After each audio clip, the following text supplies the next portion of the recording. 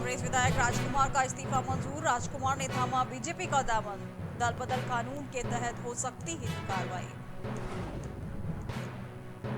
कलियर में दबंगों के देवस्थान को किया खंडित। मंदिर की जमीन पर दबंगों की नजर। पीड़ित परिवार ने लगाई न्याय की गुहार। लक्सर में अपराधियों के हौसले बुलंद। हथियारबंद बदमाशों ने डाली डकैती। परिवार को बंधक बनाकर डाली डकैती। उत्तराखंड वन अनुसंधान केंद्र की बड़ी उपलब्धि। उत्तर भारत का पहला पाम गार्डन तैयार। सीएमसी योजना के तहत किया गया तैयार। चंपावत पुलिस को नशे के खिलाफ मिली बड़ी सफलता। भारी मात्रा में चरस के साथ 3 गिरफ्तार। पुलिस ने बरामद किए 6 किलो चरस।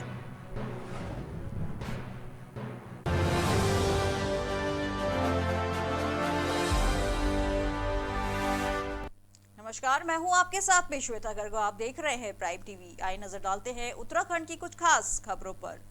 पुरोला विधानसभा से कांग्रेस के विधायक राजकुमार ने बीजेपी का दामन थामने के बाद अब विधानसभा सदस्य के पद से त्यागपत्र दे दिया है। उन्होंने विधानसभा के अध्यक्ष प्रेमचंद अग्रवाल को अपना त्यागपत्र सौंपा। पत्रकारों से बातचीत में विधानसभा अध्यक्ष प्रेमचंद अग्रवाल ने बताया कि उन्होंने विधायक राजकुमार का इस्तीफा स्वीकार कर लिया है। आपको बता दें कि दल बदल कानून के तहत राजकुमार की सदस्यता समाप्त करने के लिए कांग्रेस ने विधानसभा अध्यक्ष को पत्र लिखा था, लेकिन उससे पहले ही विधायक राजकुमार ने अपने पद से इस्तीफा दे दिया। कांग्रेस ने विधानसभा अध्यक्ष प्रेमचंद अग्रवाल से हाल में दल बदल कर भाजपा में शामिल हुए पुरोला विधायक राजकुमार की सदस्यता समाप्त करने का अनुरोध किया था। प्रदेश अध्यक्ष जी का एक पत्र जरूर हमारे कार्यालय को प्राप्त हुआ था और उसके बाद नेता प्रतिपक्ष जी ने याचिका दी थी और उसके बाद माननीय विधायक जी ने अपना इस्तीफा दे दिया है। प्रक्रिया चूंकि ठीक है, वो प्रक्रिया अपनी जगह है। त्याग पत्र मिल जाता है तो उसके बाद विषय बिल्कुल स्पष्ट हो गया है। त्याग पत्र मेरे हिसाब से यदि माननीय विधायक जी ने स्वेच्छा से दिया है तो केदारनाथ हेली सेवा के लिए आज से ऑनलाइन बुकिंग शुरू की गई है। आपको बता दें कि 1 अक्टूबर से हेली सेवा का संचालन शुरू हो गया है। उत्तराखंड नागरिक उड्डयन विकास प्राधिकरण यूकाडा की तरफ से तैयारियां पूरी कर ली गई हैं। गुप्तकाशी सिरसा फाटा हेलीपैड से होली सेवाओं का संचालन किया जाएगा।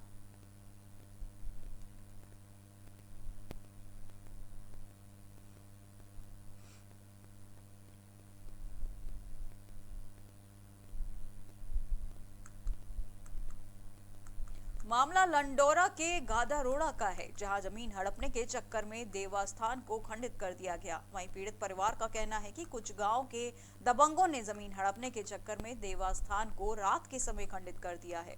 पीड़ित परिवार का कहना है कि ये जमीन जो है उनकी रजिस्ट्री हमारे नाम है और गांव के दबंग लोग उसे हड़पने के लिए आए दिन लड़ाई करते रहते हैं। वहीं देवेंद्र का कहना है कि आज हमने इस मामले का शिकायती जिलाधिकारी से की है।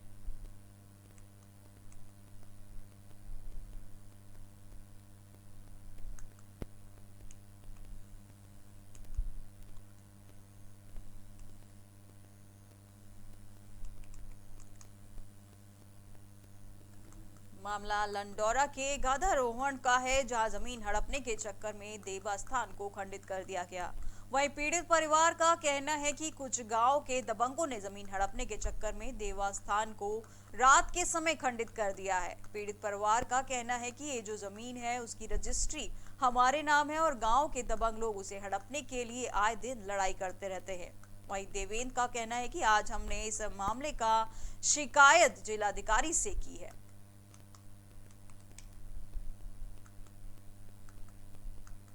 लक्सर के सुल्तानपुर में अज्ञात चोरों ने रात में घर में घुसकर हथियारों के दम पर सभी घरवालों को बंधक बनाकर चोरी की घटना को अंजाम दिया है। अज्ञात चोरों ने घर में रखे जेवरात व 80,000 की नकदी पर हाथ साफ किया। अज्ञात चोर इतने बेखौफ थे कि उन्होंने चोरी की इस घटना को पुलिस चौकी से महज कुछ ही दूरी पर अंजाम दे डाला। वहीं जब हमने पीड़ित परिवार से बात की तो उन्होंने कहा कि देर रात हमारे घर में अज्ञात लोग घुस आए, जिन्होंने तमंचे व तलवार के बल पर हमें बंधक बना लिया और घर में रखे जेवरात व 80,000 की नकदी को लेकर चंपत हो गए।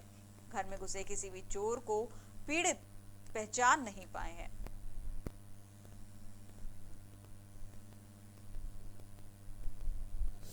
तलवार मेरी गर्दन पर रखी थी, बंदूक इसके अब्बू के यहाँ लगा रखी थी।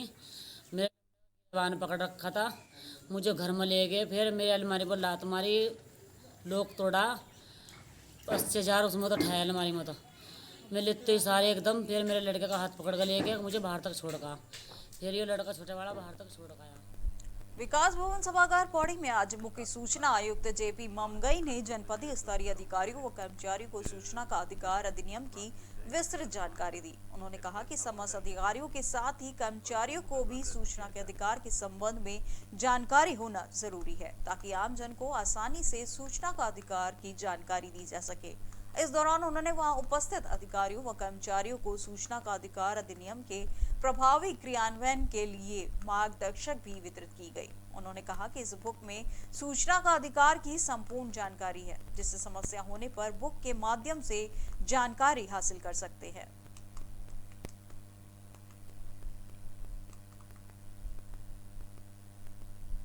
उत्तराखंड वन अनुसंधान केंद्र ने जैव विविधता के क्षेत्र में एक और बड़ी उपलब्धि हासिल की है। अनुसंधान केंद्र ने हल्द्वानी के FTI परिसर में करीब 4 एकड़ जमीन के पास गार्डन की स्थापना की गई, जिसमें उत्तराखंड सहित कई प्रदेशों और विदेशों से पाम प्रजाति के पौधे लगाए गए हैं। आपको बता दें कि अब ये भारत का सबसे बड़ा और उत्तराखंड का पहला एकमात्र पाम गार्डन है।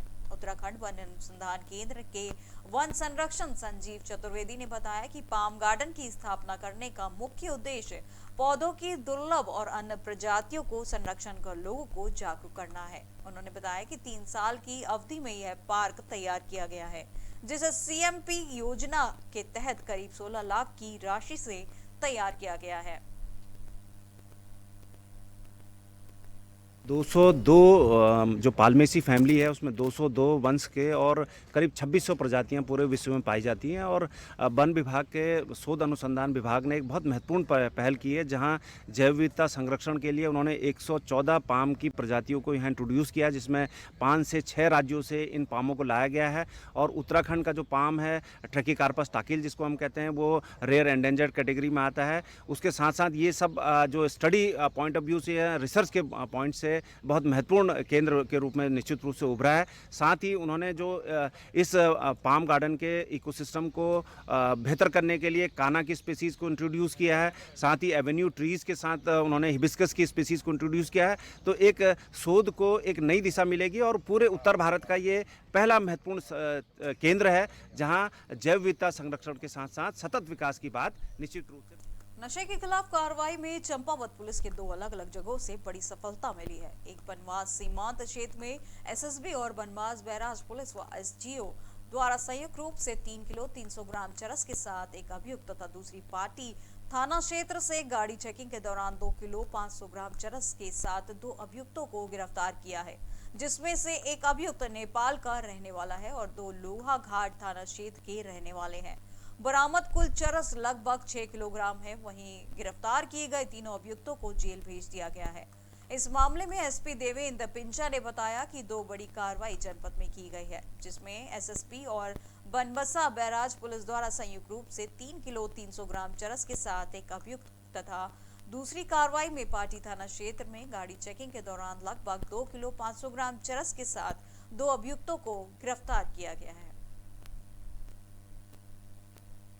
आज दो बड़ी कार्रवाई हमारे जनपद में की गई है, जिसमें एक बनबसा में सबसे पहले SSB और जो हमारी बैराज पुलिस चौकी है बनबसा थाने के द्वारा इनके द्वारा जॉइंट रूप से एक व्यक्ति को गिरफ्तार किया है, जिसमें लगभग 3 किलो 300 ग्राम के आसपास चरस मिली है। तो दूसरी कार्रवाई पाटी थाना क्षेत्र में हुई है, जिसमें पार्टी के पास में ही जब लोहाघाट से आते हुए एक गाड़ी को उन्होंने चेक किया तो 2 व्यक्ति उनको गिरफ्तार किए, जिनके पास लगभग 2.5 किलो से कुछ अधिक मात्रा में, यानी कुल मिला के लगभग 6 किलो के आसपास, थोड़ा सा कम ये चरस की बरामद हुई, जिसमें 3 मुलजिम हमने। विश्व पर्यटन दिवस के अवसर पर पर्यटन विभाग पौड़ी गढ़वाल के तत्वावधान में आयोजित समावेशी विकास के लिए पर्यटन थीम के तहत जिलाधिकारी गढ़वाल डॉक्टर विजय कुमार जोगदंडे ने कंडियोलॉजी के किनाश पर्वत तक ट्रैक पर जा रहे प्रतिभागियों को हरी झंडी दिखाकर रवाना किया। जिलाधिकारी ने कहा कि विश्व पर्यटन दिवस को मनाने का प्रमुख उद्देश्य पर्यटक स्थलों का विकास करने के साथ ही संरक्षण व नैसर्गिक सुंदरता को बढ़ावा देना है। किसान पर्वत का ट्रैक में होटल एसोसिएशन के सदस्यों, विद्यालय के छात्र छात्राओं व स्थानीय निवासियों द्वारा प्रतिभाग किया गया। विश्व पर्यटन दिवस की अवसर पर आयोजित ट्रैकिंग कार्यक्रम के अवसर पर जिलाधिकारी ने कहा कि आज के दिन ही 1970 में संयुक्त राष्ट्र संघ द्वारा प्रस्ताव पारित किया गया और प्रथम बार 1980 में विश्व पर्यटन दिवस मनाया गया था। तब से हर वर्ष 27 सितंबर को विश्व पर्यटन दिवस मनाया जाता है। 27 सितंबर जो है ये विश्व पर्यटन दिवस के रूप में मनाया जाता है। जनपद पौड़ी गढ़वाल में आज हम लोगों ने कीनास पर्वत पर ट्रैक का आयोजन किया।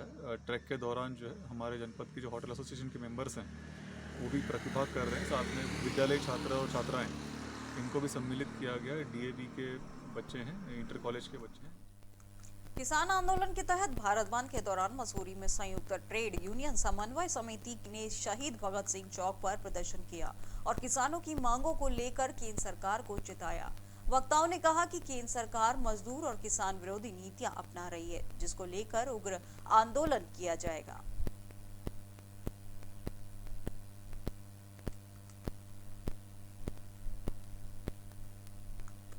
हल्द्वानी मुख्य मार्ग पर भीषण सड़क हादसे में स्कूटी के परखच्चे उड़ गए। स्कूटी सवार 2 लोगों को गंभीर चोटें आई हैं। बता दें कि काला ढूंढी थाने पर बेल पड़ाव चौकी के अंतर्गत बेल पोखरा गांव के मुख्य मार्ग पर 2 स्कूटी सवार हल्द्वानी की ओर से आ रहे थे। तभी गांव की ओर से आने वाली सड़क से एक डंपर पर आ रहा था। स्कूटी सवार दोनों लोग डंपर से टकरा गए। आनन फानन में स्कूटी सवार दोनों युवकों को स्थानीय लोगों द्वारा प्राथमिक स्वास्थ्य केंद्र लाया गया। स्कूटी चालक की हालत गंभीर बनी हुई है, जिसको प्राथमिक उपचार के दौरान हायर सेकेंडरी रेफर कर दिया गया। नसीम नाम का जो व्यक्ति है एजेंट के द्वारा लाया गया अस्पताल में। 22 साल की उम्र है। उसको रोड ट्रैफिक एक्सीडेंट हुआ है, हेड इंजरी है और अनकॉन्शियस है, बेहोशी की हालत में है। माथे के दाएं साइड में एक फटा हुआ घाव है। हमने प्रथम उपचार करने के बाद उसको उच्च केंद्रीय कांडप्रयाग नगर में बंदरों के बढ़ते आतंक को देखते हुए स्थानीय लोगों ने तय कार्यक्रम के अनुसार अपर बाजार रामलीला मैदान के तहसील परिसर तक जुलूस निकालकर प्रदर्शन किया। स्थानीय लोगों के एक शिष्टमंडल ने उप जिलाधिकारी के माध्यम से जिलाधिकारी को ज्ञापन दिया। कहा कि यदि 1 तारीख तक बंदरों के आतंक से निजात नहीं मिलती है तो स्थानीय लोग उग्र आंदोलन के लिए बाध्य हो जाएंगे। स्थानीय लोगों ने तहसील परिसर में आक्रोश जताते हुए कहा कि नगर पालिका, वन विभाग और स्थानीय प्रशासन को ज्ञापन देते हुए थक गए हैं, लेकिन आज तक बंदरों से निजात नहीं मिल पाई है।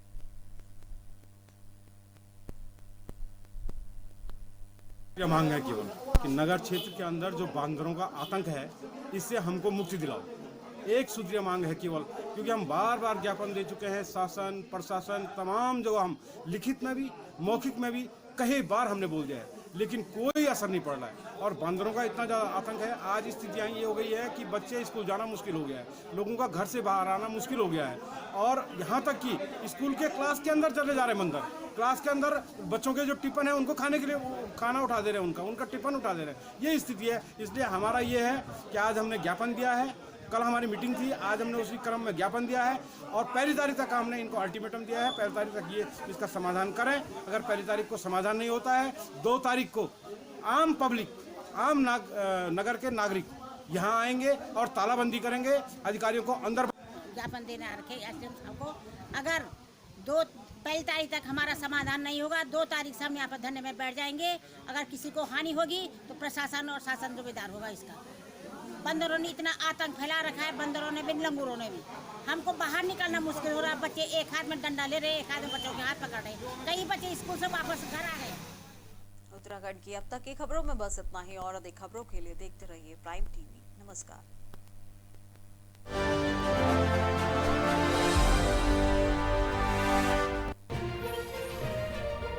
अब क्या 100 लगा रहे हो?